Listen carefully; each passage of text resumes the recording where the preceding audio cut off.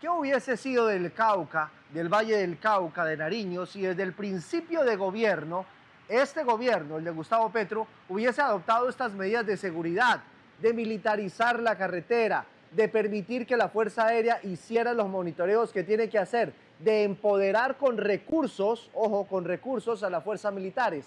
No era solamente subirle el sueldo a los soldados, lo cual está bien, era subirle el sueldo a los soldados sin reducirle el presupuesto a las fuerzas militares, sin recortar el número de hombres de las fuerzas militares y permitir que nuestras fuerzas militares hicieran lo que están haciendo ahora. No, lo hacen apenas a escasas semanas de que se vaya el presidente de la República, a escasas semanas de las elecciones presidenciales, cuando ya la enfermedad está demasiado avanzada. ¿Cuánto le puede costar al país en vidas recuperar estos departamentos y sobre todo cuánto tiempo para volver a tener control territorial sobre una zona en la que en los últimos 3 años, casi 4 años, durante el gobierno de Gustavo Petro, ha habido laxitud total con esos grupos armados terroristas, las disidencias de las FARC? Y es que ese es uno de los puntos, Giovanni, es verdad, eso es real. Y empieza a reforzarse la seguridad que veíamos la semana pasada, una vez ocurrieron todos estos atentados durante el fin de semana, comienzos de esta semana, que era lo que estaban pidiendo las autoridades locales. Pero uno tiene que preguntarse si esta es la solución real que necesita el suroccidente del país.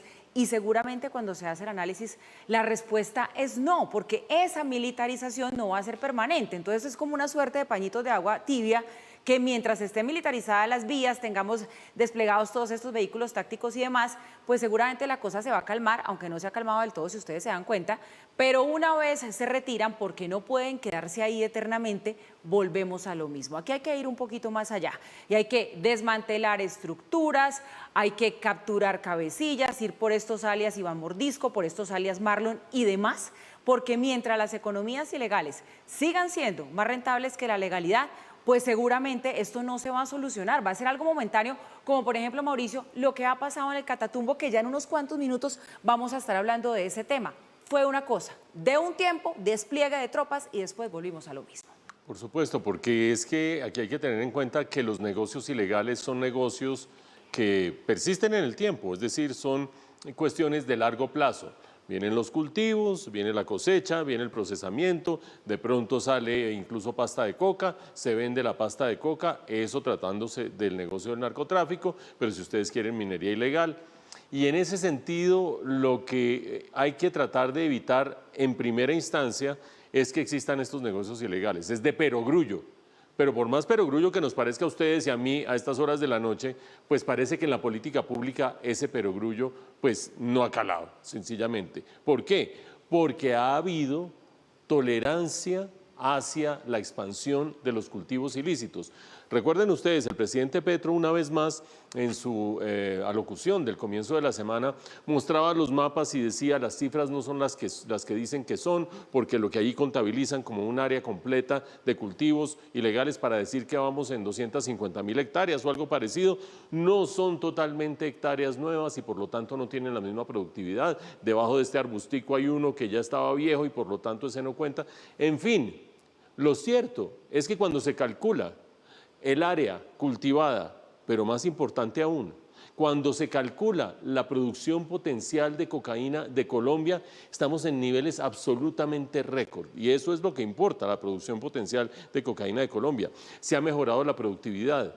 Se han agregado, se ha ido avanzando en los eslabones de la cadena de valor. Quien haya seguido alguna vez una cadena de valor sabe que se pasa del cultivo al procesamiento, del procesamiento al laboratorio, del laboratorio a la pasta, de allí incluso a tratar de vender. Se ha ido tecnificando y se ha ido desarrollando todo esto desde hace mucho rato, pero con un énfasis particular bajo la paz total. Entonces, ahora, yo coincido con Pablo y coincido con Giovanni, pañitos de agua tibia que esperamos que sirvan, por supuesto. Imagínense ustedes si uno no va a desear que la fuerza pública que está multiplicando su presencia en el suroccidente del país tenga victorias tácticas, tenga victorias militares, logre neutralizar, cerrar espacios. ¿Y cómo no va a querer uno que en este momento la población que está asolada por esas fuerzas al margen de la ley también tenga un alivio y tenga un respiro? Pero hay que ser objetivos y hay que ser totalmente analíticos en esto. Mientras sigan existiendo esas políticas tolerantes hacia los cultivos ilegales y mientras sigan existiendo unos cálculos del gobierno que no corresponden con ninguno de los analistas, pues entonces va a seguir existiendo la alimentación o el alimento para esta clase de crimen. Con dos observaciones finales. La primera de ellas, dicen los que saben de estas materias que el tema de querer ir por Iván Mordisco y tener los no sé cuántos de recompensa por Iván Mordisco y venga Iván Mordisco es relativamente inocuo, porque el nivel de descomposición de las estructuras, si alguna vez existieron, de mando político, llamémoslo así, de mando de poder, ha sido total. Estamos hablando de bandas aisladas, a veces se coordinan, a veces no se coordinan, bandas que tienen controles territoriales, que tienen su propio negocio, pequeños mini cartelitos alrededor de la coca, con lo cual pues Iván Mordisco es un objetivo militar de gran poder político y de gran importancia política, pero así no se va a resolver nada. Y segundo, dicen los que saben y conocen el conflicto en el territorio que a la población civil hay que blindarla mucho más, que la posibilidad de reclutamiento de estos grupos se ha multiplicado y que mientras no exista justicia y fiscalía muy fuertes en la región, pues los militares que son el garrote no van a poder hacer mucho porque el temor a la mano de la ley, el temor a violar la ley no existe sencillamente. Y yo sumo un tema más, la consistencia.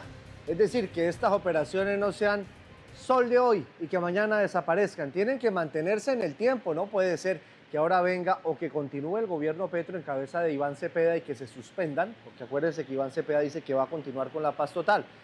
Esas operaciones militares tienen que mantenerse en el tiempo con el apoyo total del gobierno a las fuerzas militares. Bueno.